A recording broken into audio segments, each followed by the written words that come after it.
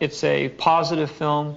It has heroes and villains, and that it essentially is a fun movie to watch. It's been a long time since people have been able to go to the movies and see a sort of straightforward, wholesome, fun adventure.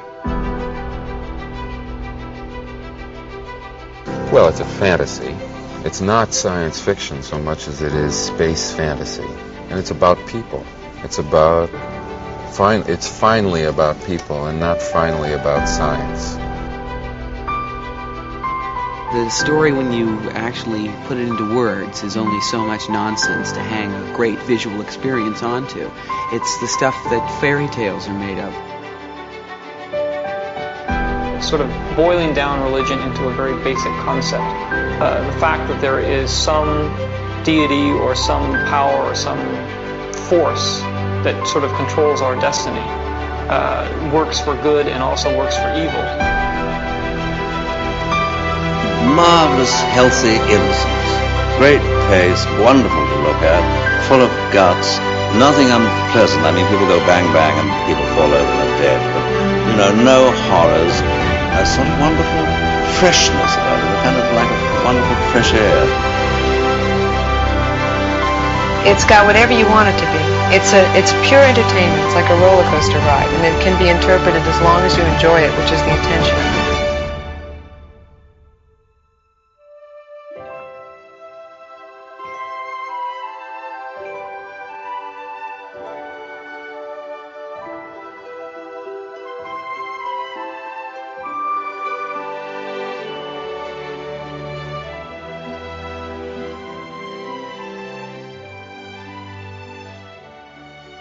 Hello and welcome back to Generation Skywalker. This is this edition of The Modern Way. I have to apologise, I'm a bit croaky and my voice keeps disappearing today.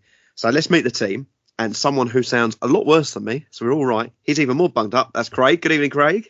Hello. Come on, I'm going to struggle on like a brave soldier. That's it, mate. We're soldiering on. We are. Keeping it real. We've also got, there's proof of that one. We've also got Mark with us. Good evening. Good evening, Mark. I'm firing on all cylinders tonight. That's good. And we've got Daniel. Good evening, Dan. Hello there. Okay, so it's been a little while. Tonight's show, we've got a bit of news to chat. The Razor Crest has landed, and there has been several announcements. So we're going to go through those. But first of all, boys, since the last show, anyone been flashing the cash with a bit of modern Star Wars? Mark? No, sorry, nothing this time. Nothing at all? No, not a bean, although having a look through what we're talking about tonight, I might make a purchase. Dan? Ooh, two things. I've got my Razor Crest, which I know we're going to talk about more in a little while, and I also got the Shore Trooper. I think I'm trying to remember which one it is I've got. I can't remember which one I've bought. Is it the Commander? I don't know. He's a Shore Trooper. He looks cool, eh? I did an unboxing for him. Squad Leader Command. That's it. Shore Trooper Squad Commander. Got there in the end. That was a bit of a whim, that one. That was, I think Grant pointed out how cheap it was going for on Toys Wonderland, so I pulled the trigger on that one. Yeah, nice. Craig? Not purchasing, but my Milestones Princess Leia statue turned up from Gentle Giant, which I filmed. You can go and see it for yourself on YouTube. Did a little unboxing. Very nice. Quite weighty, isn't it? It's very heavy, yeah. Somebody asked me in the comments, would you put it in a Detolf? And I said, you know what, I probably wouldn't.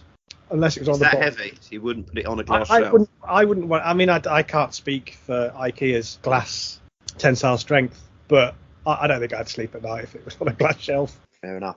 What about you, Stu? What did you get? Well, do you know what? Is that the question, isn't it, really? Well, to be honest with you, I'm not actively buying at the moment. Lots of stuff has arrived. I mean, my Razor Crest has arrived. Mark said he hasn't got anything. I know that his has arrived as well. We'll get on to that. All right, I did. You are right. I forgot all about the Razor Crest, the thing I've been waiting a year and a half for. Sorry about that. I've got 4 Hot Toys arrive. My Lando finally arrived. I too bought the Shore Trooper after Grant posted that link. The Biker Scout and the Tusken. I haven't opened any of them. They're all under my desk boxed up. I'm going to do an unboxing on the Tusken in the next few days. My Kota Kabir Battle of Endor Little Rebels, remember we covered them, the Ewoks all over the ATST. That's arrived. That's still in a box strapped up as well, which I'll be doing an unboxing of in the next few days. And I also bought myself a Greedo costume, full size, with the hands and everything. So I just need a mask and I need his weapon, so I can dress up a mannequin as Greedo. So yeah, a few bits and pieces have arrived, but actually not one of them is actually out of a box. Yeah, do need to sort that out at some point. What's the story behind the Greedo costume? Where'd you get that from? Yeah, just the costume came up for sale, so I just thought, oh, it's got the hands and everything. Yeah, just randomly buy something like I sometimes do, but it's just sat folded up on top of my printer ever since. So, okay then, so a few bits and pieces into the collections. So let's get on to a bit of news since we've had since the last show. I know that we covered this in the very early modern way, is that Hasbro's license was going out with Star Wars. At the time, we discussed whether Disney would let more people have it and not so much Hasbro, but Hasbro have renewed their Star Wars license. So, Mark, can you just take us through that story? Yeah, I mean, there isn't a great deal of information, not at a particular moment in time anyway, about it, other than that they have renewed the license. I think there was a bit of hoo-ha about whether they would or wouldn't. There's been plenty of sort of hits and misses with Hasbro over the years, with Star Wars in particular. The license doesn't cover everything with Disney. That's one thing that was made clear. They don't have carte blanche across all of Disney's branding. But they did mention in the press release something about the new Indiana Jones film coming out in next year, I think it is. Is it next year, 2023? Yeah. They just finished filming it. Yeah, there's still no sort of title or even a working title at the moment, as far as I'm aware, just Indy 5. But in the press release, it was mentioned that they were looking at creating an action figure line for Indy 5. Ooh, exciting. I don't know about you, but I really didn't rate the last Indy film. I thought it was a bit poor, to be honest with you. And I don't see where they can possibly go with the Indy 5. Maybe some things are just best left alone.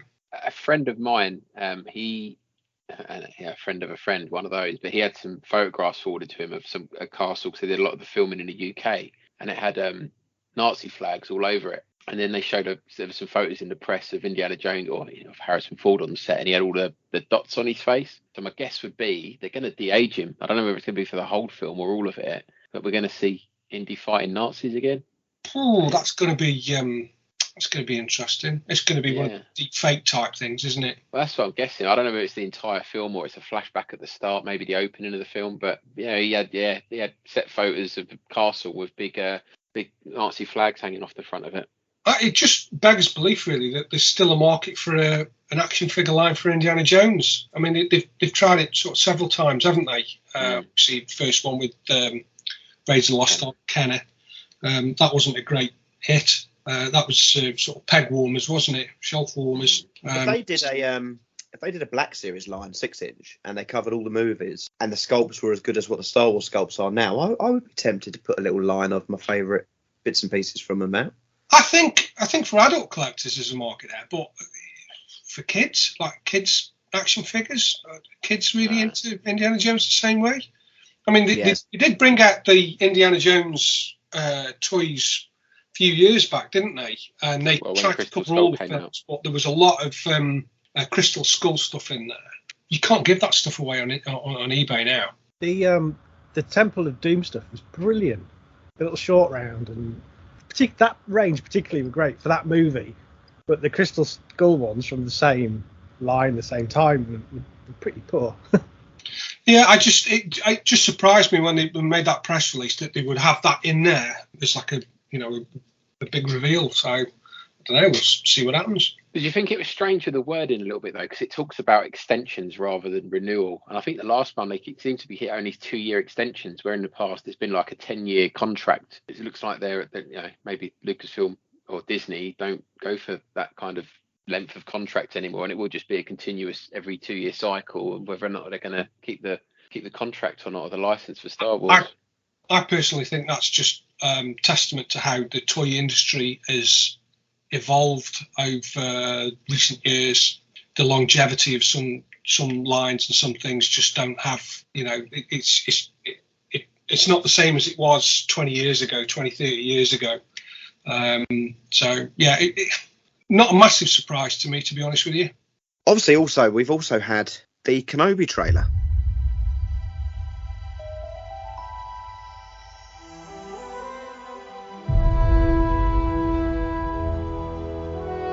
The fight is done. We lost.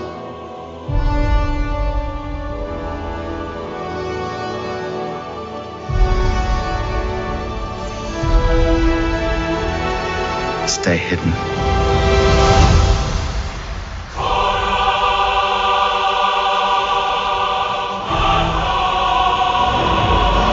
The key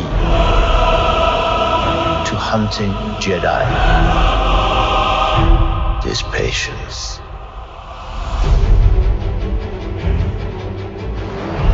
Jedi cannot help what they are.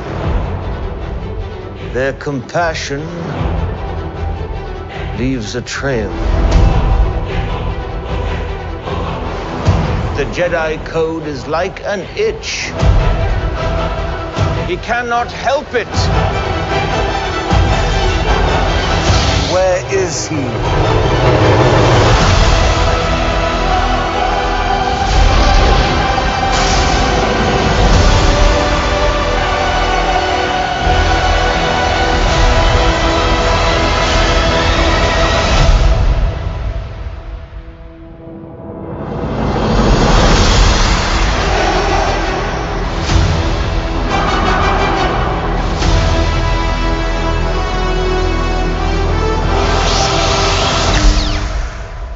It's got me very, very excited. I'm really enjoying what they're doing. I've watched the Book of Boba Fett again, actually, and on the fourth viewing through, I probably enjoyed it the most. I've enjoyed it, so I think they're getting stuff right. What did everyone think of that trailer? I think it was brilliant. I thought the came out well. We had is it Entertainment Weekly? They posted some photos in the morning, and then by 4:00 in the afternoon, they had a I think it's about a 90-second trailer. But yeah, really exciting to see Ewan McGregor back as Obi-Wan, and just it's a real tease, isn't it, of what it could be. We're hearing that Hayden Christensen's coming back. We're going to see flashbacks to the Clone Wars. We're going to see Darth Vader. I didn't give any of that away in the trailer, but that's the rumours. And yeah, Inquisitors flying around. So I imagine there'll be some youngsters quite excited, fans of Rebels from a few years ago. But yeah, I think it's going to be another great show from that trailer. I'm going to agree with Dan there about the Inquisitor bit, because when the trailer first hit, I gave Zach a shout, my son, come and watch this. We sat there and watched it first time together, and we both got excited about different elements to it. So again, it's that crossover between generations. He was so excited to see the Inquisitors, and to me, it's like, I don't even know what they are.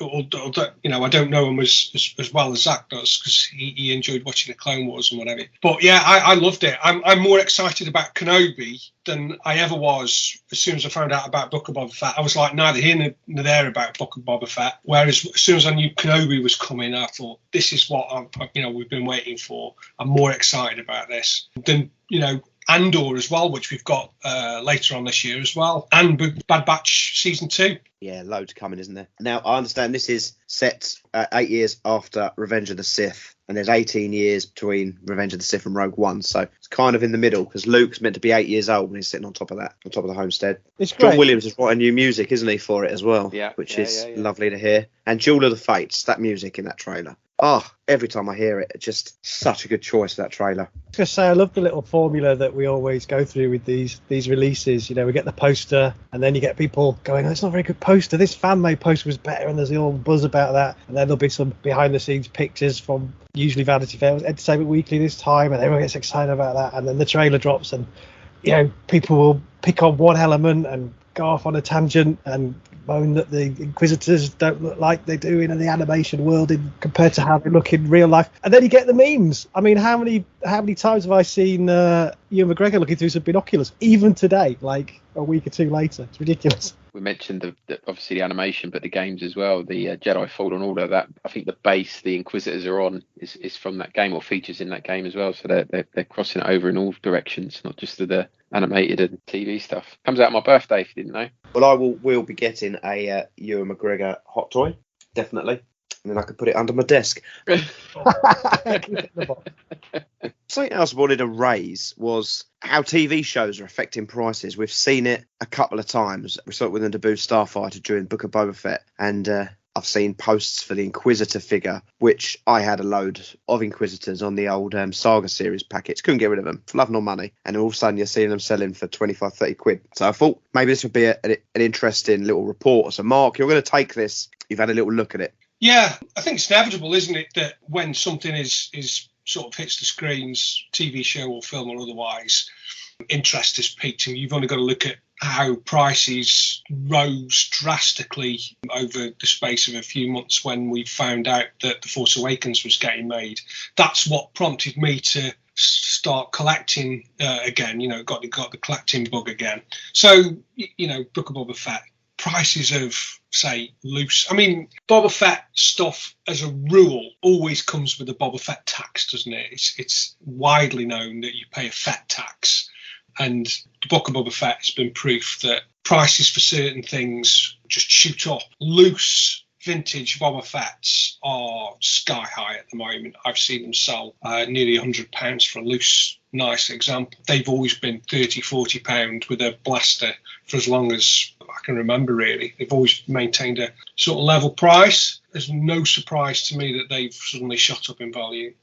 But it's not right across the board, just because you see a Rancor in Book of Boba Fett doesn't mean the prices for Rancors will suddenly shoots up, because I've been looking at those, and the Power of the Force 2 ones and the vintage ones all seem to be more or less the same sort of price. Tusken Raiders, price hasn't really been affected by the show at all. Interest has, but it hasn't really affected the prices too much. The one thing, or the several things that do sort of find themselves going up in value are, and you can't really pinpoint this, it just happens to be, wow, that's really cool. And that was the Naboo Starfighter. For example, in December, before Book of Boba Fett hit, a boxed example sold for £6.50. That's a boxed one, really nice condition. This was on eBay, £6.50 before Book of Boba Fett. A loose one sold in mid-February for £50. So that just goes to show you what a certain element of a show, it's all of a sudden, oh wow, I want to scratch build that. And of course, there's only so many of these examples out there. So I saw loads of people doing Lego customized builds of the Naboo Starfighter out of Lego. There's loads and loads of those because it's easy enough to do. I also saw, I don't know if you can remember the old Toys R Us huge Naboo Starfighter store display, and you could pick them up for a couple of £100. There's quite a few of them knocking around out there. But there was a guy, Toy Weaver, is on Facebook, Toy Weaver. He's scratch building one of those. He's basically turning Mando version into one of those. So you can imagine how big that's going to be. And this guy's really, really good with stuff that he does. He's really hands-on, very clever, talented guy. So I'm looking forward to how that progresses. But a lot of people converting the old Hasbro ones, the ones with the bendy tails and engine fins at the back. A lot of people spraying those up and sticking bits on and turning them into Mando Naboo Starfighters. So that does affect prices, but it just depends on what element. If something is deemed to be like really cool, oh wow, I really love that, rush out onto eBay and all of a sudden everybody's after the same thing, and of course that just drives the price up. So yeah, it's not right across the board, but just specific things. So it'll be interesting to see what happens with Kenobi and Andor, whether there's certain things in that, whether they bring a new character, an old character back and put them centre stage to see if we get a similar kind of effect going on there. So yeah, it'll be interesting to see. Is the EOP the Naboo Starfighter of the Kenobi series? I bloody hope so. I've got 2 or 3 of them. Sorry, what was that, Craig? Is the what? That camel thing. Oh God, yeah. I reckon Jar Jar's going to make a guest appearance and all his stuff's going to go through the roof. You've heard it here first. Yeah, I wouldn't be surprised at all by that. He's just a street entertainer now, if you listen to Book Month. He is turning tricks for pennies. You talked about Hot Toys. The Obi-Wan Hot Toy, that's starting to go up. Well, it's been expensive for a while, but you can see a lot of people going on the Facebook pages saying, with the wanted posts asking for Dark Side Anakin and the Obi-Wan Kenobi Revenge of the Sith Hot Toy they released a few years ago. So yeah, people are already trying to snap those up, and there's a premium on those. I think that's crazy though, because there's no way that Hot Toys do not release Kenobi to go along with the series. I mean, you've only got to look at what's come out for Mando. We're seeing Fett appear. We're going to see more stuff from that. It's bonkers that they're going to pay over the odds for something that will definitely maybe repacked to slightly different. But people are overpaying for yellow N1 Starfighters, and at some point Hasbro are going to release that. It's a no-brainer. I heard someone talking the other day saying that it would be great, when they do, we talked about HasLab ideas and whether that would be a vintage collection. Would it be suitable for that? Probably not, but not big enough, but it could work for a Black Series. We talked about what they could do for Black Series HasLab. Hey, yeah, Mando, M1 Starfighter. Definitely be up for that. Lots of toys coming as well, I think. It'll be tough for you to keep up with it, Dan. Now you're one of everything, man. Climb into the electronic Naboo fighter and clash with the Trade Federation. You're Anakin Skywalker, hurtling into battle against an overwhelming droid fighter assault. I know we're in trouble, just hang on! Naboo is getting pounded. You managed to take one down. Only 2,000 more to go. You haven't experienced Star Wars until you've flown the electronic Naboo fighter. Droid fighters sold separately, batteries not included. Since we last spoke, I think we covered it on the last show. Where was the Razor Crest? Delay after delay after delay. Then they shipped, and we finally got hold of the Razor Crest. Now, we're going to talk about it here tonight. I had real issues getting hold of mine. But Daniel and Mark, you've both had yours. Mark, I think you're keeping yours in the box. Dan, you have unpacked yours alongside Harrison, and there is obviously a unboxing of that over on our YouTube channel. So what are your two thoughts about the item? I got mine on the Sunday, and this was delivered by Royal Mail. I never get anything from Royal Mail on a Sunday. Absolutely weird. And I reckon I must have been one of the first people to get one of these, because I remember commenting as I was we back the Razor Crest Facebook group. I reckon I was the first person in the UK to post on that group that I'd had mine. I'd been out with my daughter in the morning to a BMX track, and when I got back, there's this huge box there. Well, I can't remember ordering anything that big, and then realised it was the Razor Crest. I couldn't believe it. I think one of the first comments I made to you guys was I was expecting the box to be a lot bigger for some reason. It's quite not as big as I thought it was going to be. But that said, very, very impressed with it. But like you said, Stu, I'm keeping mine mint sealed. I'm not tempted to break it out just yet. But I do love it. I really love the box illustration. It's very, very good. Now, you've built it. I mean, actually, before I say you've built it, Dan, Mark, I don't know whether you've seen GW acrylic. Always knock great things out. Christian's doing a great job. He's already got a case if you wanted to keep it in the box, hasn't he? An acrylic case that fits the Razor Crest. Yes, he has, yeah. I think it was a limited edition pre-order. Yeah, it's going to be a big lump of acrylic. You wouldn't put that on a glass Detolf shelf either. No. So, maybe a new focus, Craig. You could have things you can't put on a glass shelf collection. Glass shelf. Like that.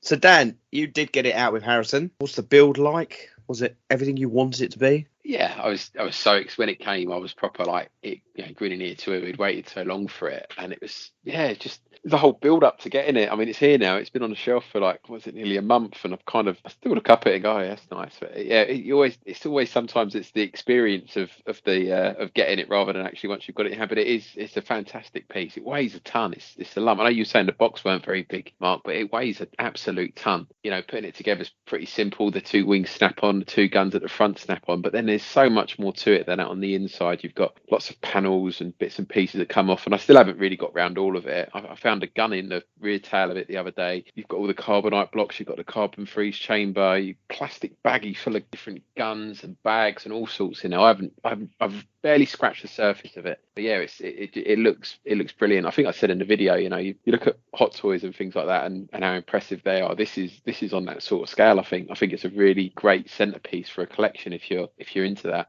What happened with yours then, Stu? Tell us about that, because that was a bit of an epic tale, wasn't it? Oh, do you know what? I'm not going to rinse Savvy too much, okay? But so I was the first one to back it. I backed it when we first ever covered it on the show. It came away. I probably backed it a good month before anyone else on the team. But when I was backing it, I purchased a Tiki mug at the same time. Didn't think too much of it. The Tiki mug was available. The Tiki mug arrived a few days later. Nowhere did it come up that you cannot pre-order. I know there's some sites that you use for modern toys in the UK that says you can't mix pre-orders and current orders, which is fine, but nothing like that comes up on Zavvi. It just had processing on it, like it probably did on your 2 accounts. But it was only like, I didn't check my account to see whether the money had come out or not. But it was only several months later when we were talking about it, and I checked my card, went back, and they hadn't taken the money. So I contacted them, which is ridiculous. I don't know. First of all, if you send them a message, they ask you what your issue is. You send it, and you just get the same old automated message back. And then I managed to find a phone number for them and spoke to someone. And they're like, oh, no, it's all fine. Don't do pre-orders and orders, but still nothing. So I sent more messages. You boys started getting emails. I had an email around Christmas time saying it was coming. And then you boys kept getting emails. I was going to be shipping here. It's going to be shipping there. I was getting nothing. So eventually I just started chasing down Xavi daily, sending them messages. The annoying thing was they then went to charge my card. My bank card expired in December and I've got a new card. So my number was different. And I just got his email. Your payment's been declined for the Razor Crest. I thought, for Christ's sake, because I, hadn't updated the details because I don't use it that often. But eventually I just got an email saying paid for it, and then it arrived 2 days later. But it was a bit of a ball ache, Xavi, the way they are. Oh, you can't do that. Well, put something on your bloody website to say you can't order something. You're a massive company. There's no way you should not be able to not deal with 2 items like that. I mean, it's ridiculous. Well, why didn't they just take the money? They took the money for the Tiki mug. Just take the payment. You've got one though. No, I've got it now. Yeah. And did Hasbro sort that for you, or did Xavi? Xavi, I did message HasLab, but never got a response, which was really good. It's here. Good experience. To be fair, there was one point. I mean, they made me laugh because they messaged me. They said, well, we haven't taken the money. These were all paid in a part. I said, yeah. I said, I didn't realise you hadn't taken the money. And then they then came back to me with an email. I've got an email just saying, well, do you want a refund? I was thinking, what have you just read above? What conversation we just had about 3 or 4 emails backwards and forwards? I was like, no, I don't want an email, a bloody refund. I want the item. Do you know what? I wasn't that fussed at that point, but it was the principle of it. But I am going to display it. I'm going to unpack it and then get some cases for the cards. I'm going to get a Mandalorian helmet, make a little shelf. I've got my retro collection figures next to mine. I think it looks great. So can't wait for the second wave of that now, and I've got them all set up next to it. It looks brilliant. That's exactly what I'm going to do as well, Dan. Secondary market seems to be still quite buoyant, although I think when they first started landing in hand and people were selling them on eBay, you could expect to get between £900 and £1,000 for one. That price is kind of what I'm looking at is prices sort of £700-800 now, and I've seen it like that as well. Yeah, I've sold the cards. I didn't see that. I wasn't planning on displaying them. I've got it displayed with a retro collection, and they were just going to sit in my loft in the box. So I decided to get some of my money back. So I sold them on one of the Facebook pages. Got just over £200 for them, so £100 each. So that's basically paid for most of the ship. So yeah, it's worked out quite well. Interesting. Craig, yes. Any thoughts on it? I mean, you've seen them now unboxed. No, I'm dead chuffed for you all. Not just you guys on the call tonight, but everybody who's got one. Just seems to be a lot of joy. People generally having a good time, opening a good quality toy that they were happy with. They were happy they got in early.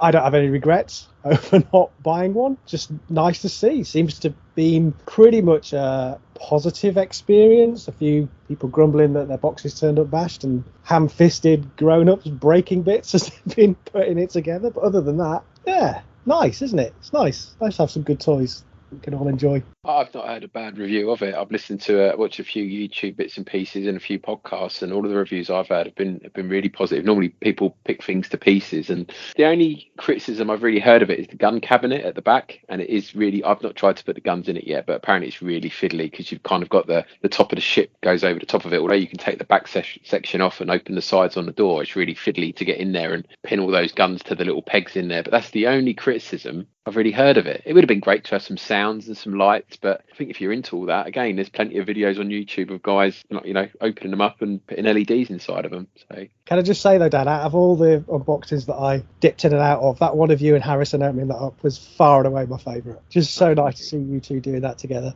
Loved it. I said to him afterwards, do you want to play? He was terrified to touch it when I told him how much it was worth. But yeah, I tried to encourage him, but yeah, he was no, put it on a shelf, Dad. I don't want to break it. You did bite his head off, didn't you, when he first touched it? What are you doing? Be gentle. You'll see that on the unboxing video if you go and head over to our YouTube channel. That's I did read that some people were breaking the landing gear when they were taking it out I haven't got it out, see, to put the stand on. I've seen that mentioned a few times. I mean, I put mine on when I was putting it together. I had the landing legs and I've got it displayed without them now. But when I took them off, they came off no problem. They just slid off, and you fold the flaps down and yeah, who knows? Just be careful, Stu. I saw a few people with close-up pictures of little panels and things where the silver paint had just in the process of making these things had scraped a little bit. It reminded me the surface. I've not seen one up close, so I don't know. Maybe you can corroborate this, but the silver looks very similar to the old Episode 1 Naboo, the Queen's ship. It's got that silvery texture, and it did mark quite easily, that I remember. It's not quite as reflective. It's got a wash over it that makes it look grimy and dirty. So yeah, I've not seen any evidence of, not on mine anyways. I've been over it. It looks fine.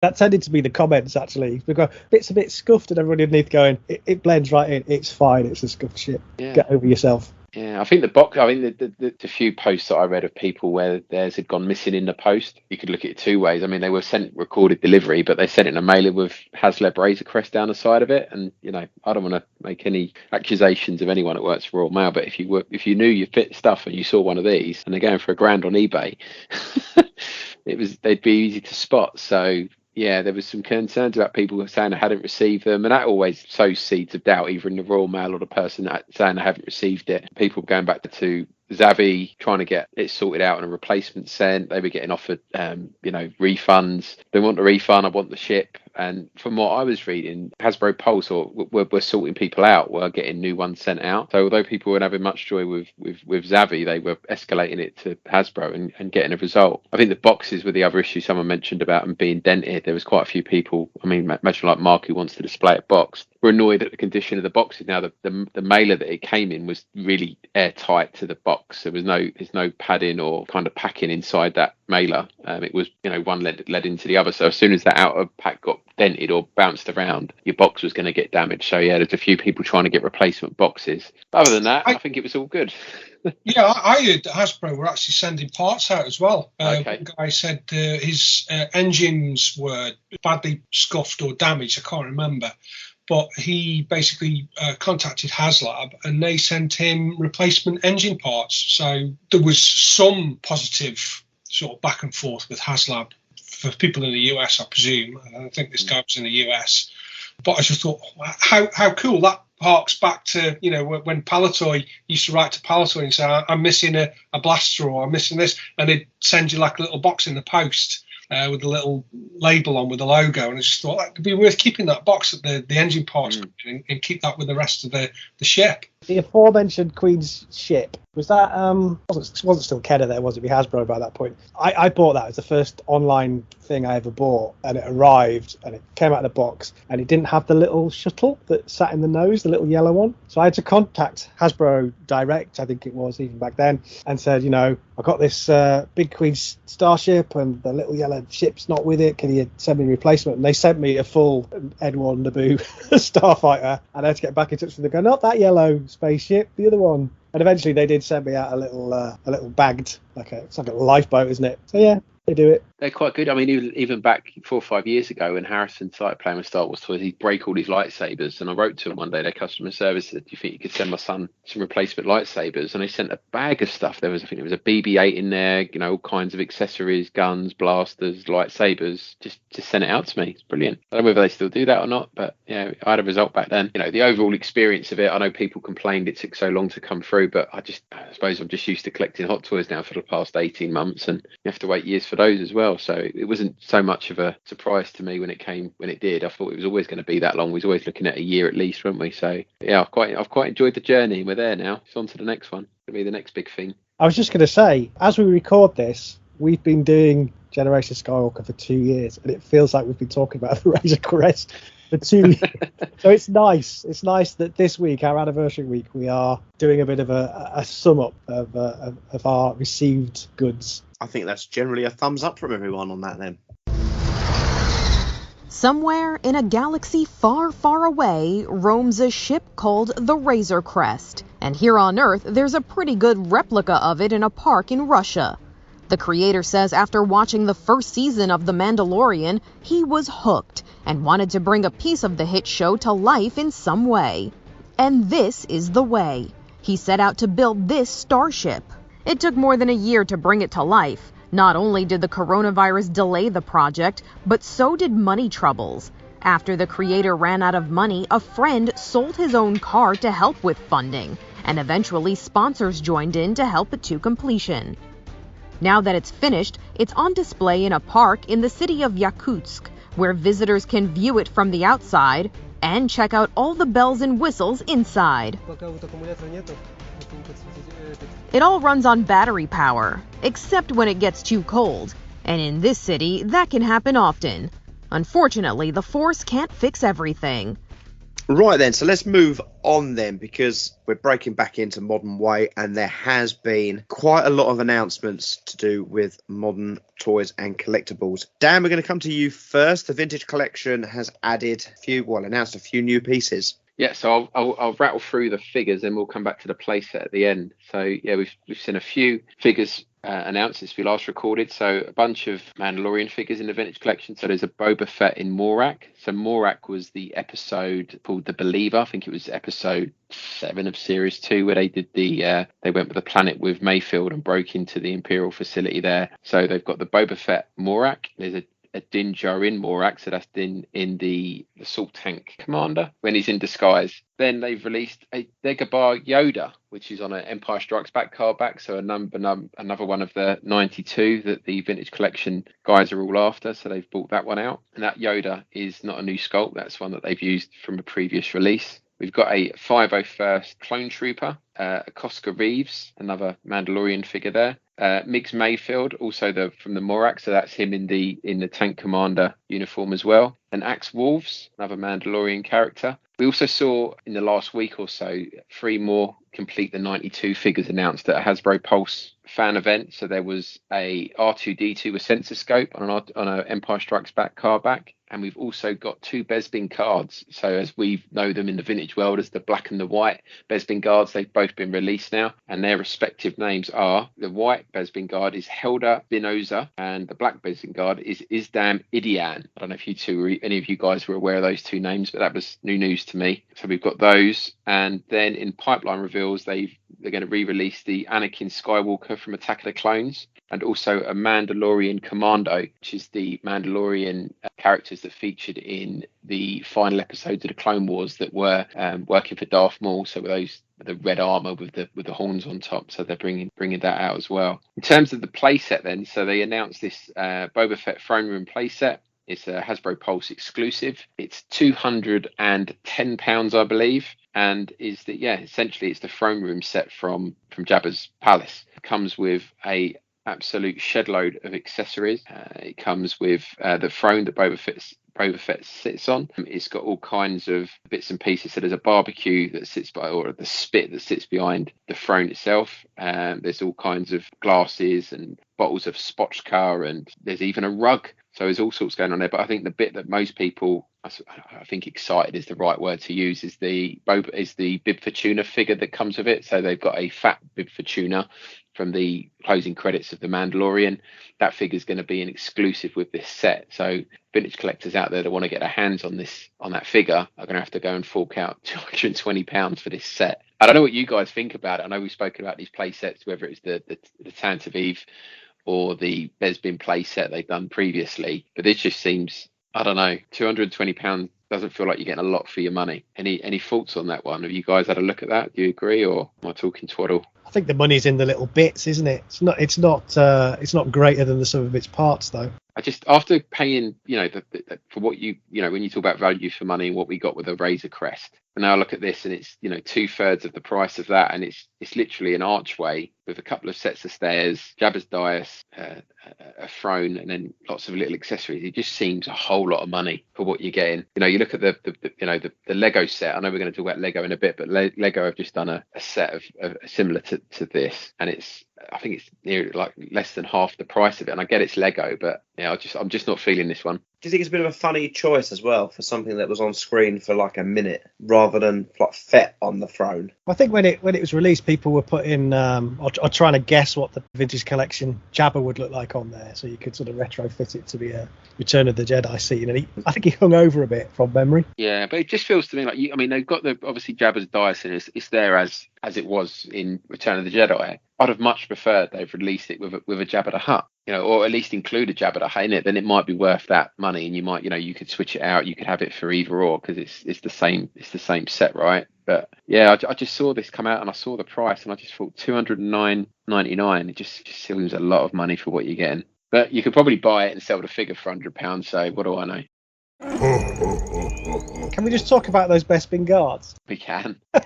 What do people think to them? And I'm particularly talking about that chest articulation that they've got going on. Yeah, a lot of the figures carry this chest articulation now, don't they? Is it needed for a Bespin guard? And it just makes his jacket look like he's got armour on, doesn't it?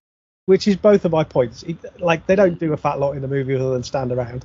Yeah. Point guns. They're not doing ab crunches or roly polies or stuff like that. And where it does work, I think it's just better integrated into the sculpt. People might be wearing a bit of armour, or you can disguise it. These are very smooth little tunics, aren't they? Yeah, I mean they work perfectly on stormtroopers. You've got that kind of breastplate in it, and it works quite well on there. But you're right, yeah. I'm just looking up at a few of the other vintage collection figures. I've got to see the others that have got it, but it looks like they include it on most figures now. I'm looking at Cassian Endor. He's got it, but most of it's hidden under his jacket. It's just not very well concealed, is it? Yeah, I think that's the point, isn't it? It's just, out of all the ones that have probably got this, one, it's not needed. Two, it's really jarring. So the Rebel Fleet Trooper that came out with the Tantu, he hasn't got from what I can see, he hasn't got the chest articulation, but that was a re-release of an older figure. So I'm wondering, as this is a newer figure, whether they've included that articulation there just because it's a new sculpt. Doesn't make it right though. I agree with you completely. I think for the people that have got the the Bespin playset, if that floated their boats, the complaints of the lack of figures, to be fair, although it's 2 years later, they're bringing out the figures to go with it. All they want now is an Ognal, and I think everyone's got a full complement. Sure. I love anything Bespin. I can see myself buying these for whatever reason. I don't know why. I've always liked the Bespin guards. I'm with you on that, Mark. I think they look quite nice, these two. Look at the chest. Can you not see what Craig's talking about with this? Yeah, do you know what? They remind me of the rest. I mean, my lad's got a big box of wrestlers from back in the day. A lot of them had the chest thing, so they could do somersaults off the ropes and stuff, and they're a bit like that, aren't they? But there's a line there where your man boobs are. Whereas this looks like he's wearing a little bolero jacket with a bit of gold piping. Plus they got one of those like sports bras that the footballers now wear, so they monitor what they're doing. Yeah, I wonder whether we'll see Black Series of them then. That'd be interesting, wouldn't it? We're going to go down that route. I think I've said this before. It feels like, when we started the show, going back 2 years when we were talking about the vintage collection and people complaining about the lack of figures coming out, it definitely feels to me, and I thought it was me because I was collecting vintage collection, but when I've gone back and looked at it and I've been reading up online, it definitely feels like it's gone the other way now. And vintage collection seems to be getting a lot more love than the Black Series, in both of terms releases and kind of positive vibes online.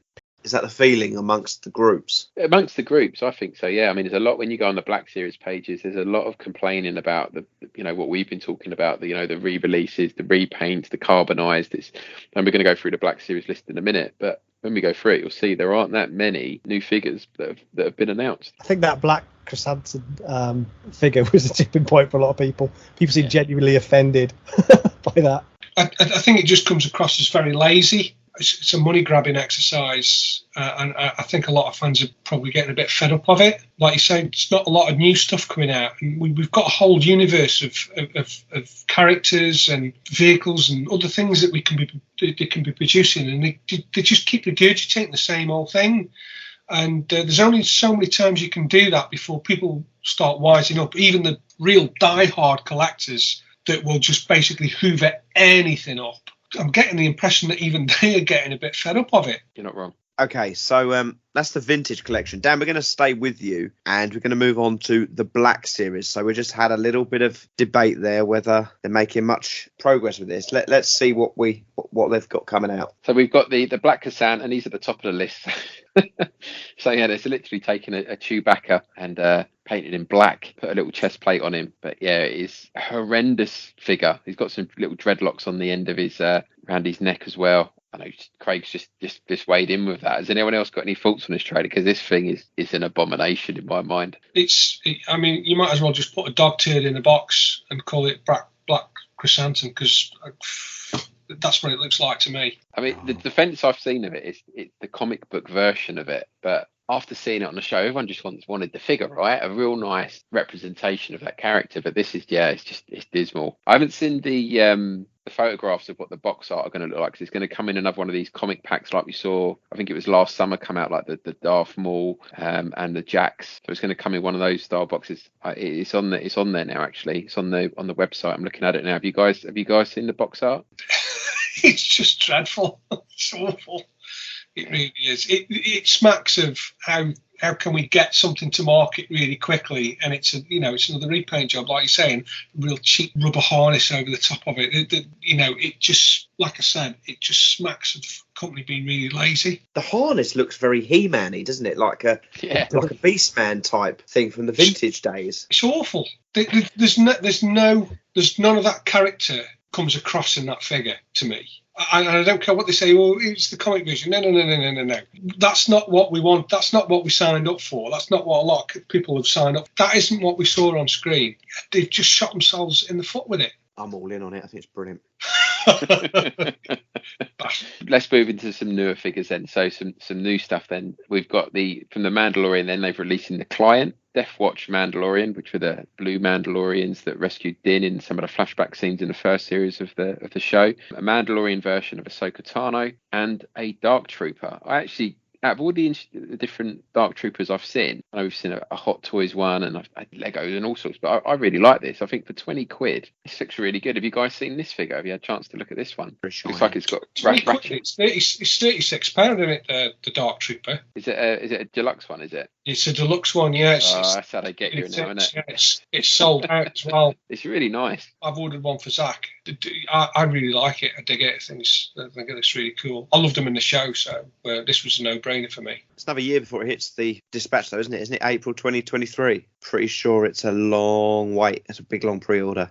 Sticking with the Mandalorian as well, we've got the Boba Fett Tython, which is the from the episode The Tragedy, where Grogu gets abducted. So this is the reclaimed armor version of Boba Fett. So he's a bit scuffed up and not looking as repainted and shiny as he does in later episodes. And then on from there, we've got, so I'm just scrolling back down my list, we've got some Bad Batch figures. So Echo's finally been released, as Mark will test to. So that's on pre-order now. So I've ordered that for Harrison as well. And that's the full lineup of Bad Batch now, I think, isn't it, Mark? It's the last one we need. That is the last one. And as far as I'm concerned, it looks like the best one to me. Yeah, nice figure. And then Omega as well, the girl in the series, the young girl. So she's getting her series released as well. And then we've got a Rogue One Antok Merrick. We saw a Rogue One wave of Black Series released earlier in the year. So we're getting an Antok Merrick now, who's the Blue Leader X-Wing pilot in Rogue One. In the Gaming Greats, another Gaming Great, we're getting Knight Brother Archer from Jedi Fallen Order, a Darth Maul-like figure with a bow and arrow, believe it or not. So he's coming soon as well. And then we've got another wave of the Archive collection. So they're re-releasing the Emperor, C-3PO, Dengar, and for some reason Lando Skiff, which I remember being in The Entertainer forever. In fact, it might even still be in there. So I don't think that one was particularly hard to find. But yeah, they're re-releasing all of those. Yeah, I think out of that, like the Dark Trooper's my pick. That's a good looking figure. Interesting. What's your pick out of those then, boys? The other two of you. Mark's clearly Black Cranston. Santan. No, it's Dark Trooper and Echo. Dark Trooper and Echo, those two. Probably Echo. Yeah, Echo just for me. most. So we've got some pipeline reveals as well. So an Aayla Secura, which will be music to Stuart's ears, Darth Maul, and a Saw Gerrera. Be interesting to see what version of Darth Maul that is. I'm guessing it's a Clone Wars era one, because we've already had about 3 different Mauls released over the course of the Black Series. I wonder if we'll get a deluxe Saw Gerrera and we'll get a Boar Gullet with that figure. We won't get the Boar Gullet, but I'm sure it'll be deluxe, and they'll charge 30-40 quid for it. We haven't covered it, but there's been a lot of people complaining about some of these Boba Fett figures that are being released as deluxe figures, whereas the original releases of Boba Fett came with exactly the same accessories and was a standard figure. So I was going to say, they seem to class the rocket pack as an accessory now. Yeah, it's crazy. I mean, there's so many different versions now. I've just completely lost interest in which version of Fett it is. Is it the one where he's got his snood on, or is it the one where his armor's battered? And they've got all these different variation necks. It's just all a bit. So it's Aayla Secura. It's not a pre-order yet, is it? It's a pipeline, but you're going to be in for that one, Stu? Yeah, like a bit of Ayla. I'm thinking about just getting rid of everything and just making a shrine to her. Thank you, Dan, for covering both of those. Now, obviously, we all love it. There has been a bit of Hot Toys news, Mark. Oh, yes. We love some Hot Toys, don't we, boys? Very much a convert, and it's just, oh, man. I've said it before, I'll say it again. These things are works of art, and the money that they charge for them, I tell you what, is worth every single penny. First one up is the Boba Fett Deluxe version. So this stands, it's quarter scale, so it stands about 45 centimetres tall, and it's priced at $625, which works out at this present moment about £480, which is, say it quick, it's fairly cheap, but I think there's easily 500 quid's worth of joy just looking at this thing, because it's fantastic. Comes on a base, which again is really beautifully detailed, looks like a part of Jabba's palace. It comes with a choice of helmet or head. The facial expression on the face and the lightness and realism, as you would expect from a Hot Toy, is just breathtaking. I mean, it really is. I mean, I don't know if you boys have looked at the picture where he's got his helmet off. Oh my God. I mean, this is a mass-produced item. When I say mass-produced, it's on a production line. It's incredible, absolutely amazing. And it comes with loads of different accessories. So it's got like an LED, which is powered off a USB. So you've got a flamethrower, jetpack effects. Comes with a rifle and a pistol. Like I said, you've got an interchangeable helmet or head option. Yeah, it's a beautiful, beautiful thing. A worthy investment, in my opinion. That face sculpt is incredible. If that is what it looks like when it's made. I mean, the close-up picture, it could quite easily be a photo. It's that good. It's amazing. It's absolutely amazing that they can create something like this, that, like I said, that is technically mass-produced and get that level of realism into an item like that. Just... yeah, that's off to them. Like I say, I think 480 quid. I think it's worth every penny. Yeah, and the stand is beautiful. It's awesome. They do nail it. I mean, we're going to see all sorts of fets, aren't we? That is something we've covered before. We take Hot Toys. Once they get a sculpt, they roll some out. What is this? The third or fourth fet we've seen in the last year, 18 months? Although this is quarter scale, isn't it? So it's a bit different. The quarter scale is the thing, isn't it? It's massive. I mean, I've got the twin pack coming with the reclaimed armor and the Nomad Fett, and I think they've done the version with the throne as well in the painted armor. But this is obviously on a different level. I think the thing I like about it is that it comes with both options to having masked and unmasked. I think the two other releases they've done so far, you haven't got that choice. You've either got to buy the deluxe one with the extra bits and bobs to get that extra head sculpt to be able to switch them out, or just buy the standard one where it's just helmeted. So you get the best of both worlds with this as well, and it's massive.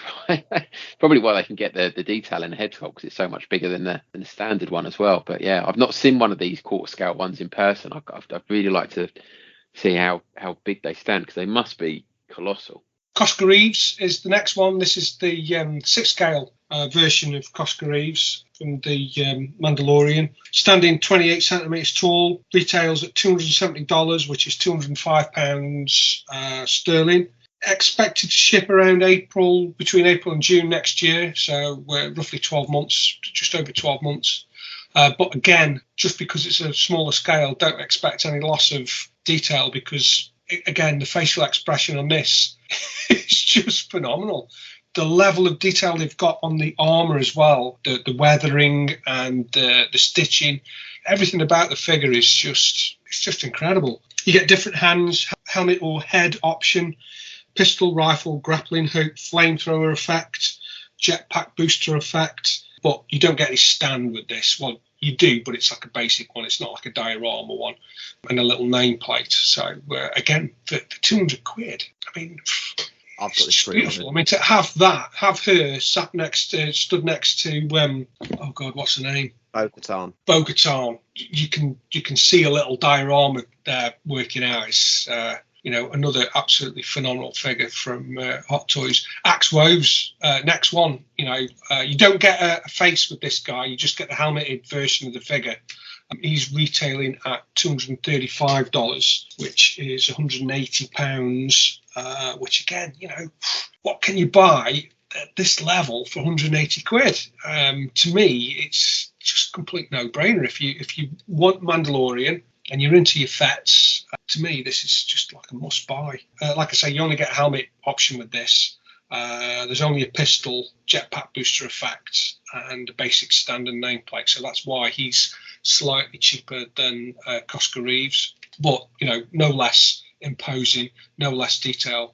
Amazing figure. Next one is the preview of the Navarro Safe House diorama, which, what on earth is this? And actually, it's really cool, and it features a Generation Skywalker storage crate, which it's a nice little detail in there. It's got LEDs in it, so you've got the the little security light, the Jabba security light thing that comes out. You've got one of those light up, comes out the door. It looks like you've got space for about 2 or 3 figures sitting in the doorway. So it's like a segment of wall with one of the sliding doors, like a street scene almost. And it's beautifully weathered, really lovely paint effects on the rust and the door and stuff, and cracks in the concrete. I don't know what it's retailing at. There isn't any details. This was only the 2021 Sideshow Con, so there wasn't any more detail than that. But it's quite deep, so you can get like 2 or 3 figures stood inside the doorway, and then you've got like a bit of graffiti on the side as well. So I'd love to see more information about this, because if you are into hot toys, or creating dioramas with 12-inch 6-scale figures, then this is certainly worth looking at. I'll be interested to see how much that's going to be retailing at. But you can join the RSVP list for more information if you go to sideshow.com. You can get more details on that. Last but not least is a character that just it's just lost on me. Cobb Vanth, another 6-scale figure in Boba Fett armour, obviously more tarnished, this more tarnished version. Again, not a great deal of detail available on this figure at the moment. It depends on if he's got a helmet version and a face version, I would imagine. Probably similar sort of price to the Cosca Reeves. Again, I just don't understand what the big hoo-ha is about this particular character. Everybody seems to be sort of really interested in him. He's completely lost on me. Can we send that question over to Craig, because I believe Cobb Vanth is very popular within the literature fans for a reason. I think he's very popular because he's very slinky and handsome, isn't he? It depends on which way you're inclined, I guess. I'm a heterosexual gentleman, but I can see he's a fine specimen. I think he's certainly one of the most prominent figures that they've plucked out of canon literature and made flesh, isn't he? He was one of the interludes in the Aftermath series. So I think that the fans of the novels got very excited when he appeared. Does he bear any resemblance to the actual character that's on screen, or have they tweaked him slightly? I think there were some subtle changes that they made from his transition. In the books, Craig, was he Tatooine based, or did he get off Tatooine? Was he in other locations? He wasn't like a main character from memory. Yeah. It was those little scene setting where the galaxy's at, and it was more a story of what happened to Boba Fett's armor than it was about introducing this new Shepard character. In all fairness, okay. But it was nice that when he appeared, it sent out signals that they are thinking about this stuff and how it all fits together. And I think that's he's respected for that reason, certainly. But and he's fit. I just wondered, because obviously at the end of the Book of Boba Fett, we saw him in the Bacta tank, whether or not there was anything in that in terms of where his character's going to go next. He's going to be RoboCop, isn't he? Oh, it sounds like it, doesn't it? I'll give you the benefit of the doubt, being you're not from around here, and say you figured you're in the middle of nowhere. But everything out there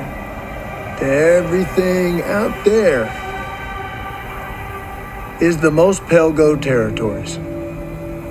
And these stripes indicate I'm the marshal of said territories. Now, I don't know what arrangements you have with the authorities in Mos Espa, and let's be honest, in Mos Eisley anything goes. But out here, I'm the one who tells folks what to do. I think that diorama's interesting, and I think we're going to see a lot more of that. because the fans are doing some incredible work in that regard. So it makes complete sense to me that Hot Toys will jump on it and start churning out their own dioramas. Because, you we just looked at that little series of Mandalorians. You see the three of them together, you want them in an environment. They make more sense when they're in an environment like that. And also, I would imagine for Hot Toys, producing dioramas like that are so much easier, cheaper to turn out than the actual figures. There's, not quite the level of work that goes into creating something like that than just one of the figures. And they could be quite modular from a business point of view. They could make certain elements, repurpose them in different ways, re-weather them for different environments.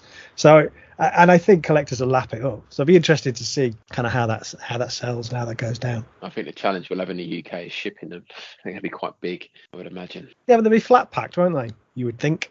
It is interesting because I think one of the weakest things about the Hot Toy is the stands they come with. I don't think they are great. They tend to churn the same ones out over and over, unless you get a special one like they did with Vader when he's on the gantry in Cloud City, standing, where he stands over Luke and tells him who his daddy is. The rest of the stands that I've got, they're pretty cheap and nasty, really, compared to the rest of what you're getting.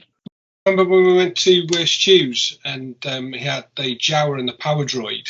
The Jawa was stood on like a real cheap, nasty little piece of fat-formed, lightweight plastic. If you dropped it on the floor, it'd shatter into a million pieces. It was really, really cheap. But that was a Hot Toy, wasn't it, Stu? Yeah, the stand was the most disappointing thing about it. It's got like the normal plastic. I mean, I could take it off. It's got the normal plastic stand underneath, which most of them come on. But it's like just a plastic clamshell. It's really, really poor. I mean, even the printing on it is really, really poor. Yeah. It just looks cheap. It doesn't, do you know what I mean? It's just doesn't give you that, like I always think with Hot Toys, it kind of ooze a bit of sophistication. That you don't get that with that. And it's such a shame because the Jawa was lovely. That's basically it for Hot Toys. So some very, very nice things, albeit all sort of Boba Fett and Mandalorian. So, I'm just hoping and praying that we get a hand Bespin at some point because my Lando and Leia really do need a hand Bespin in the mix. Right then, so let's move on to another section. What with Book of Boba Fett and the Mandalorian, Lego have been chucking some stuff out, Craig. They have. We've had a few announcements. We've had one ship, 2 dioramas, and 3 helmets. So Mark's already mentioned fan-adapted N1 starfighters. You can go and buy a genuine Lego one now of $54.99. The Mandalorian's N1 starfighter comes with Peli, Mandalorian, Little Grogu, and the BD droid. So that's a nice set. Looks good to me.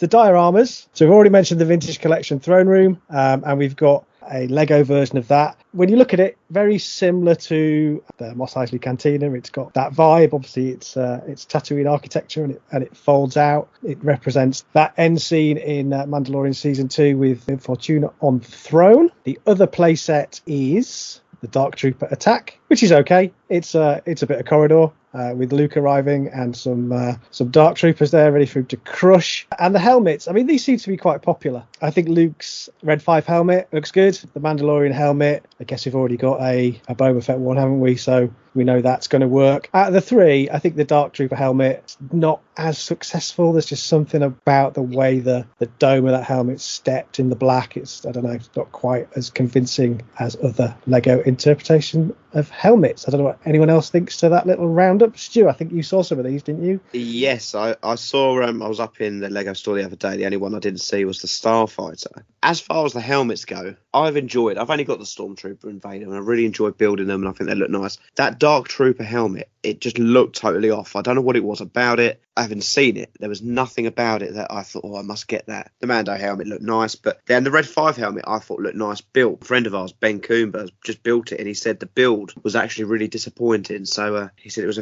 a strange build, so I don't know too much about that. But I like the helmets, but that Dark Trooper one definitely doesn't sit right with me. Don't know what Dan. I know Dan does a lot of Lego. I picked up the Dark Trooper, not the helmet, the playset with Luke. I picked that up yesterday from Tesco, and it's $25.99. So that one's on the shelves now. I've got that for Harrison for doing well on Parents' Day, and he wants the M1 Starfighter. I thought it was coming out at the same time as these sets, but it's not actually coming out till the 1st of June. Certainly, that's what it says on Lego's pre-order on their website. So he's saving his Christmas voucher he got from his uncle for that. So we'll be getting that as soon as that comes out. The helmets, I do like that Luke one. Yeah, I was a bit, when Ben said it was a difficult build, I think it was to do with the stand and the way it sits inside the helmet. I might be wrong, but I thought that's what he was getting at. So yeah, but it looks good. It will look good alongside the other ones that I've got. So I'll probably end up with that at Christmas, I imagine. But some of those helmets are really going up in price. So that the TIE fighter pilot's been retired now, and that's like 80 quid on eBay if you want to get that one now. So some of them are getting quite sought after.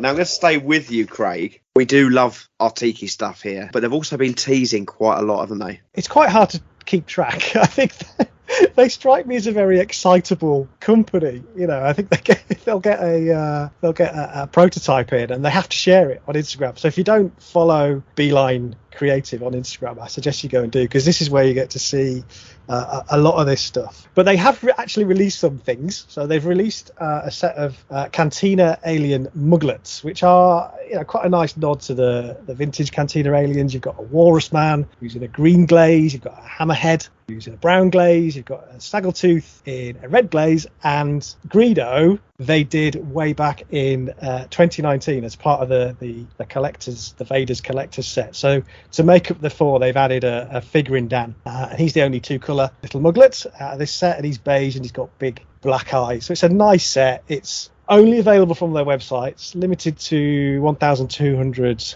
pieces, and unfortunately, as it stands, Beeline won't ship, certainly to the UK. I don't really ship outside the US, so that might be one to get into our hands by other means.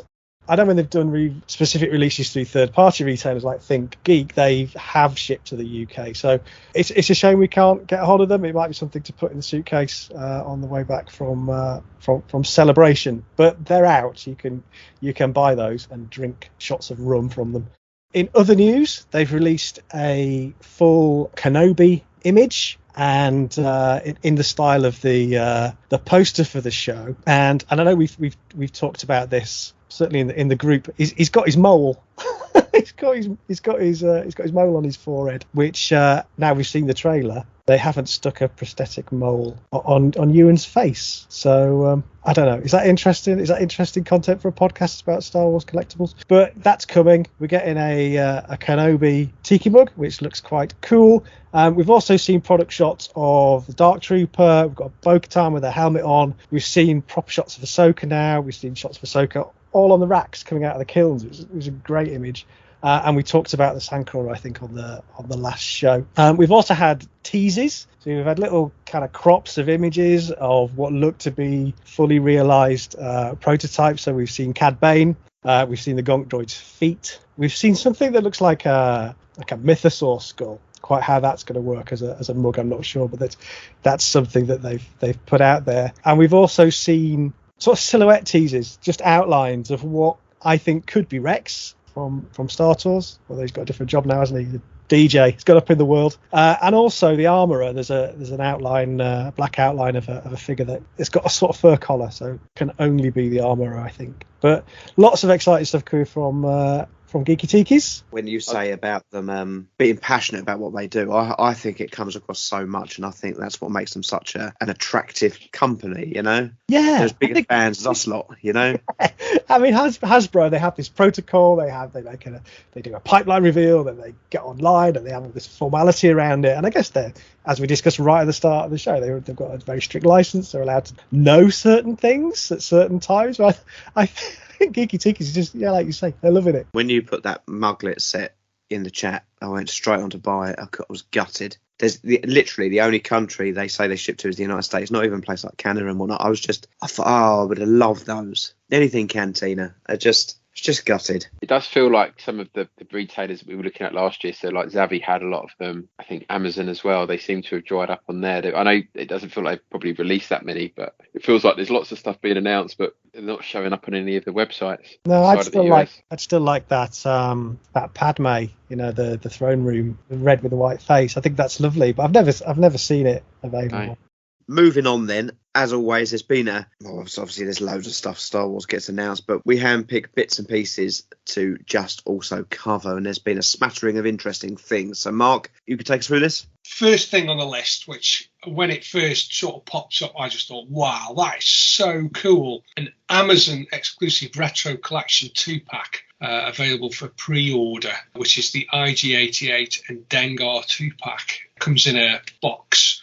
The box is a bit of a funny one, really, because it's got that dreadful weathering effect that the retro collection has on all the card backs. Now, Craig, you're another designer, mate, so you must have an opinion on what this looks like to you, but it just, I don't know, it kind of packaging sort of not that great, really. But the two figures are great. Available on Amazon. Retail is $27, $28. These are only available in the US, I believe, not available on Amazon UK. So either get yourself a friend in America to get one to shipped over to you, or another way of getting them, probably on the secondary market. Released on 1st of December this year, so we're a bit of a wait for these. Totally see where you're coming from with the box. It's I'm not sure what it's referencing. Is it referencing those like the 3-packs or? No, well they don't look like that. It's just the word special, I guess. There's a little yellow kind of diagonal line. I don't know where that's. It's just, yeah, it's kind of. I think they got the work experience boy to do it, mate.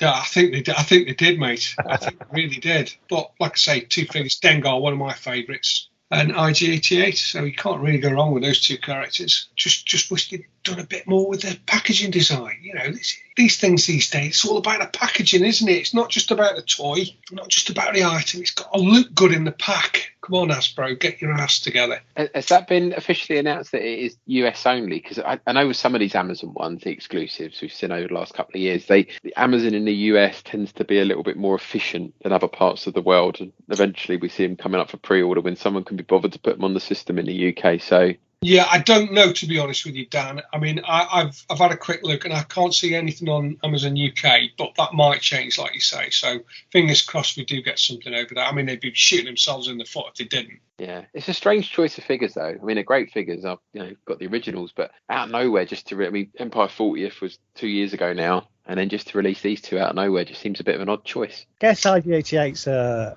rework of IG-11, is he? So they already had that in the bag. Well, the IG-11, I mean, I think Stuart pointed out before, it looks, if you just held them up side by side, you go, yeah, it's the same figure, but the detailing is quite a bit different on the IG-11 to the IG-88. Is it not just the bandoliers? No. Okay. The Dengar, the photograph on the Dengar character is slightly different from the vintage one. I don't know whether they've retouched it or it's a slightly different angle. It certainly looks a bit. There's more facial definition in that photograph on the pack.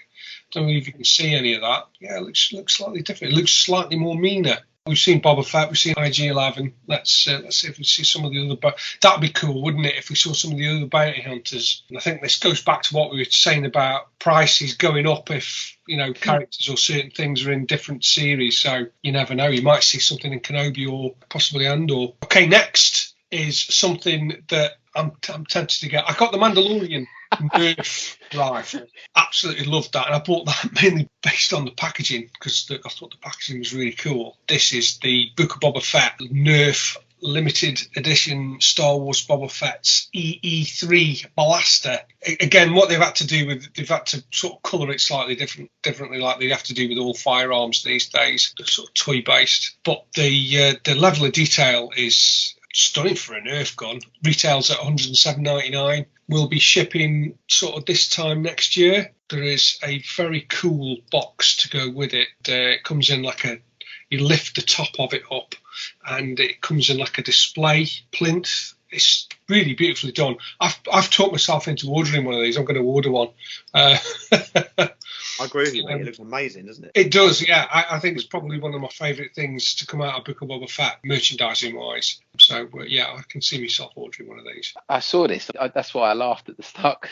I did see it, and I thought, I wonder if Mark's going to get that to go with his other Nerf gun. You're going to have a collection of Nerf guns, Mark. Yeah. I've ordered the pulse rifle as well. The Aliens pulse rifle that they did. Oh, okay. I've ordered one of those as well. I mean, that comes in like some hideous yellow colour. So I'm going to get a mate of mine to spray it up in the correct colours. Really beautiful product. definitely. Third on the list is the Build-A-Bear Workshop online exclusive Bantha plush with saddle. Doesn't really look like a Bantha if you ask me. It looks, I don't know, it looks like a dog. I think my mum and dad had a dog that resembled more like this than a Bantha. There you go, Build-A-Bear.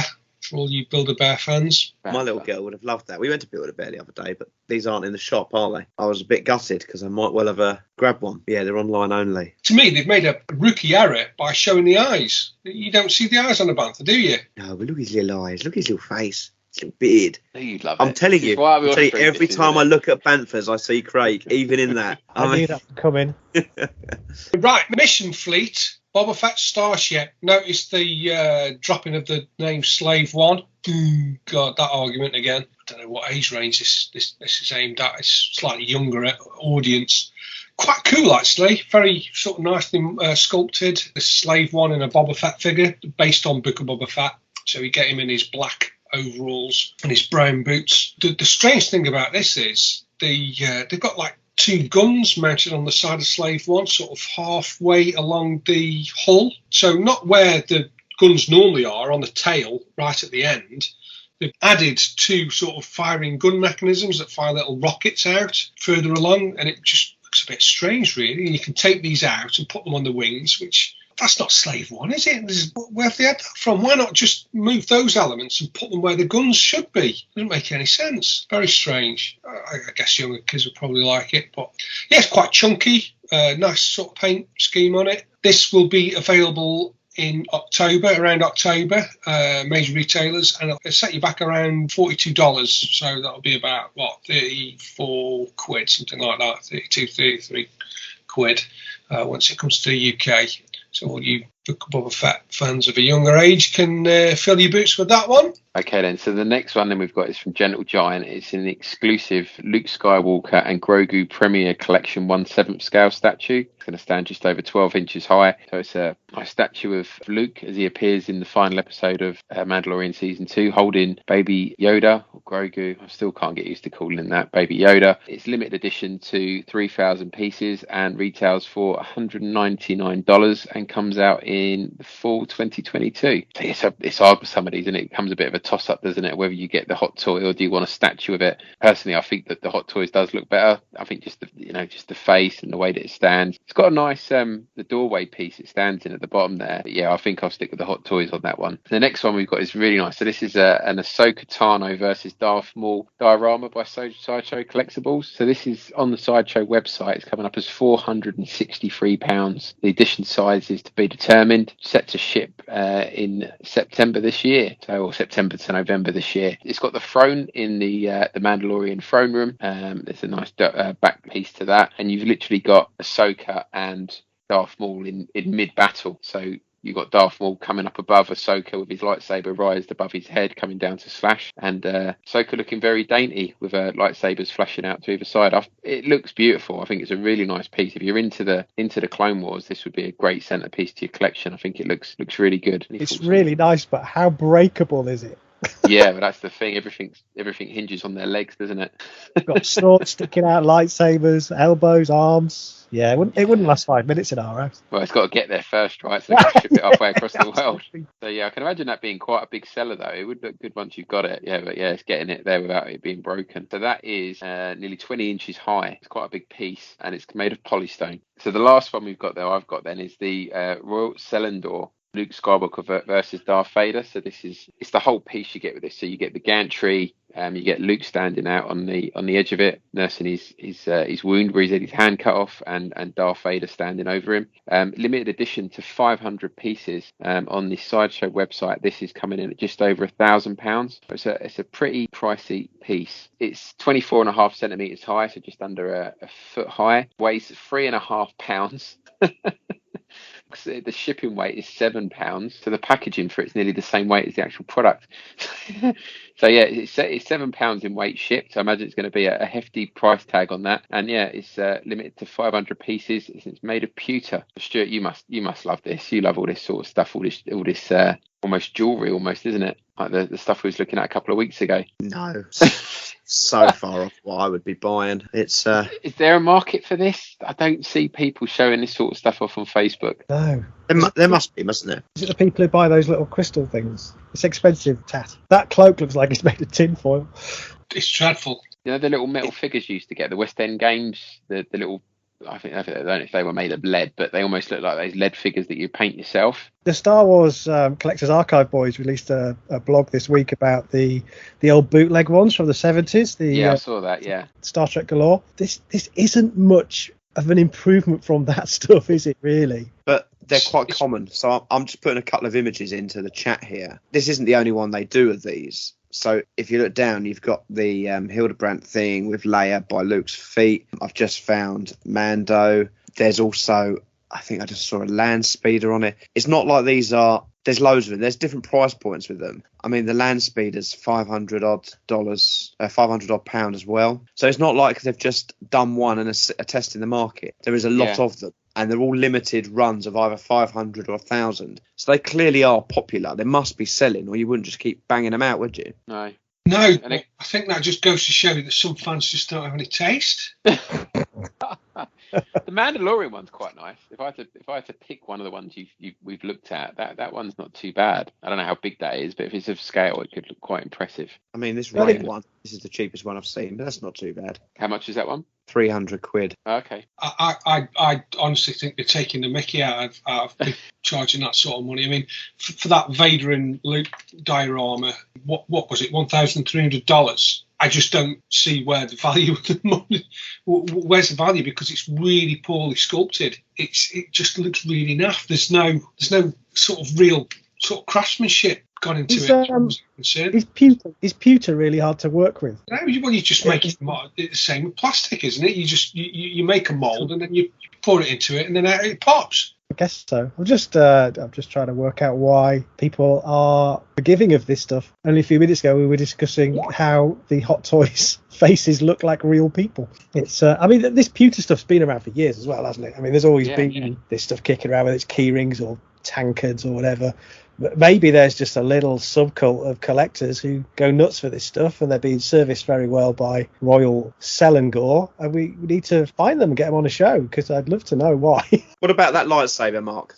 There's a stand that comes with that. Well, that's a different thing, isn't it? That actually looks relatively like a prop. So to me, I mean, you really couldn't get anything like that wrong, could you, if you're making out a pewter? It's going to look like a lightsaber. Yeah, I understand that. But what we're talking about here is like ornaments of figures. And I just don't see the value. I don't see the value. I don't see the craftsmanship at all. How much is that lightsaber, Stuart? 330. I mean, the price points. I've just put a load in the chat here, from a TIE fighter, lightsaber, Falcon, a BB-8 Ray, land speeder. BB-8's like 130 quid. The price points are all over the place. The Falcon 550.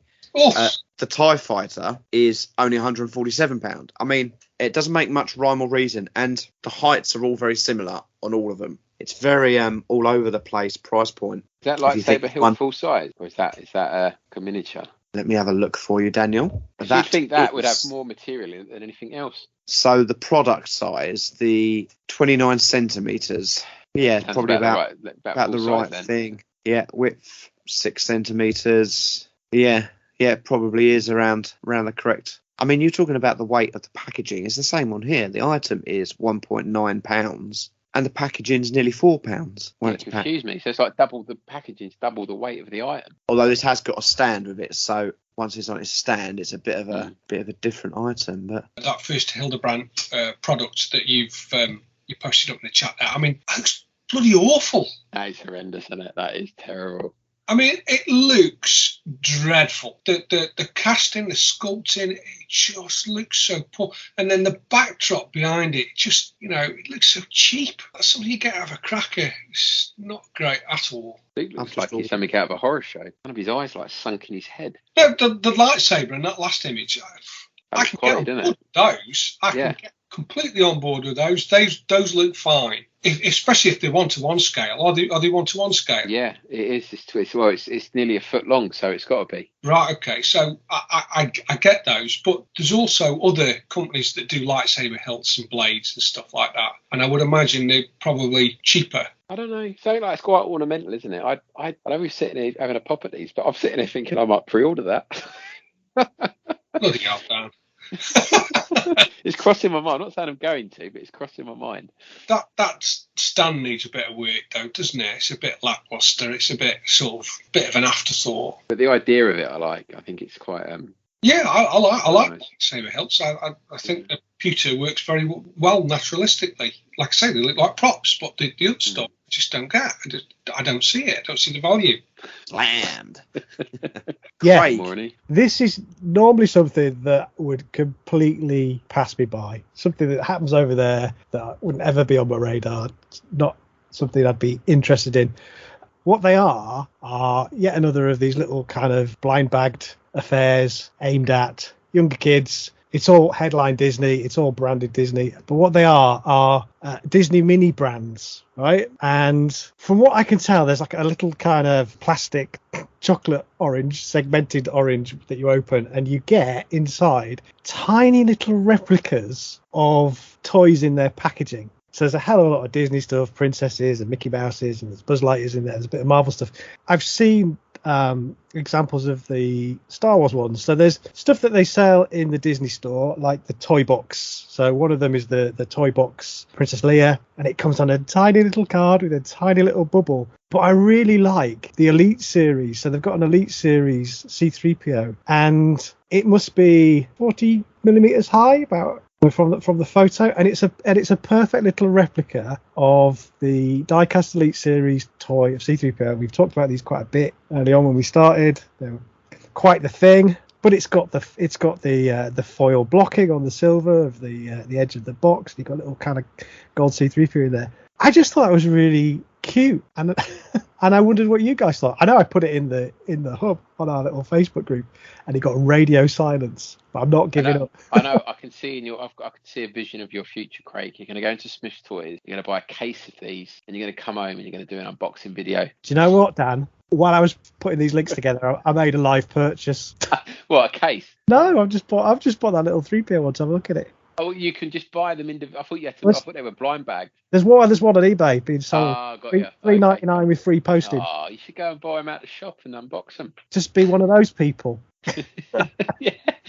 To be honest with you, Craig, I'm not sure which is worse, the pewter stuff or this stuff. I don't judge it on the quality of the sculpt. Judge it on the idea, because I just think it's really sweet.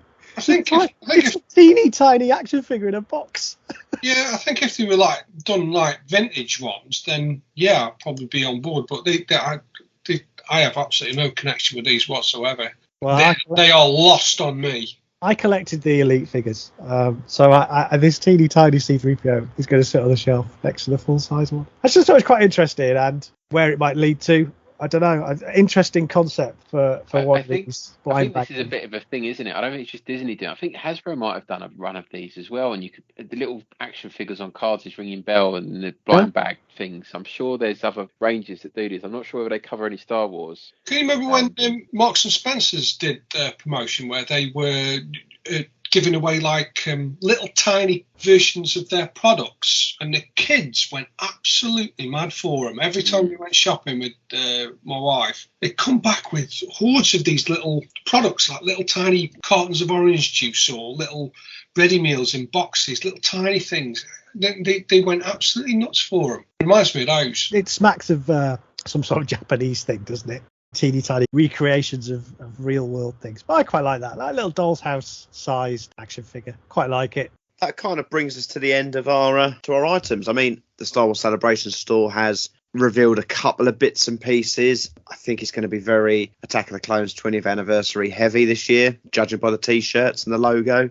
But there's only a couple of bits on there so far. I mean, I don't know who's wanting a Death Star potato masher. Makes no sense to me, that. But I've a funny feeling that, I don't if anyone's pops onto the Star Wars Celebration, they are doing stylized roll plushes. So they're kind of like long, kind of, like those cuddle pillows you can kind of hook yourself around. They've got a Chewbacca, R2, 3PO and Yoda. And I've got a funny feeling that Craig may have all four laying down in a suitcase, bringing them back on the way back. But it would protect all the tiki mugs, wouldn't it? That is it. Good point. Yeah. I mean, the Yoda one looks quite scary. He looks like a massive cucumber with some funny hairy ears. We've all had a cucumber in the fridge that looked like that. Yeah, so anyone who says the modern market is dead, I mean, it is a constant flow, isn't it? So, boys, before we shut up, everything we've spoken about tonight, what's the one thing you would love to add? We know Mark is going to go with the Royal Selangor, so we'll come to him in a minute. Dan? Ooh, I'm going to go with the Dark Trooper Black Series. Really? Okay. Craig? I like that. I'm going to be nice, and I'm going to buy this is make believe, isn't it? I'm going to buy Jez the Lego Red 5 helmet because I think it looked great next to his Gentle Giant thing that's en route. Nice. What would you get for yourself, though, Craig? Come back to me. Okay, Mark? I'm going to be completely selfish and have the Boba Fett Nerf blaster. Thank you very much. Good shout, good shout. I think there's two things that I would proper like to add and probably may do. I want that mini Muglet 4-pack from Tiki. I love the Cantina Aliens. I'd love just to add them. And the Boba Fett Deluxe hot toy, the quarter scale. The thing's beautiful. I think it would look really, really nice. So for myself, I'm going to go for the Black Series, The Client, because it comes from that great tradition of Star Wars figures, of which Chancellor Valorum belongs. Old man action figures. Who doesn't love them? I bet you had Harry Booth from Black Hole, didn't you? He's the only Black Hole figure I had as a kid. I mean, that is the ultimate old man action figure. That is Harry Booth. And his little jumper. Grey trousers, a grey jumper, grey shoes, no accessories. An Ernest Borgnine action figure, for crying out loud. Absolutely. I bet you 20 quid, right? This will either go one or two ways. He will either become like really sought after because they didn't make that many of them and people are absolutely screaming it'd be really rare, or it'll be a proper peg warmer like some of the Rogue One figures. They didn't do a bad job with him. No, he looks good, but I just think he's either going to be really rare or he's going to be like just can't give him away. I come without any baggage of knowledge of previous elements of the story or characters and situations. Doesn't matter. And of course, the real Star Wars fans, they come anyway. If you like to watch along while you're listening to what we're talking about, of course, head over to YouTube, watch the enhanced version of this. Just search for Generation Skywalker. Give us a subscribe over there. It goes a long way. We appreciate that. You can find us on all social media, Instagram and Twitter. Again, just search for Generation Skywalker. On Facebook, we have our official Facebook page, and we also have the We Are Generation Skywalker page where you can join in the conversation and start posts and slowly building up. And hopefully we'll post a bit more on there if we get our bottoms into gear. And of course, you can just head over to www.generationskywalker.com where you can find links to all our shows, all the enhanced shows. And there is a series of blogs. I mean, Craig, you have today updated your Looking blog. So updates all the time. There's loads of unboxing videos going on at the moment. Yeah, go and delve in and see what you fancy involving yourself in. Boys, great to talk modern, but it is for this show. Goodbye from Mark. Goodbye. Goodbye from Craig. That's what I've been muting all night. Thank you for bearing with me. And it is goodbye from Dan. This is the way. And it is good night from me. And we're Generation Skywalker.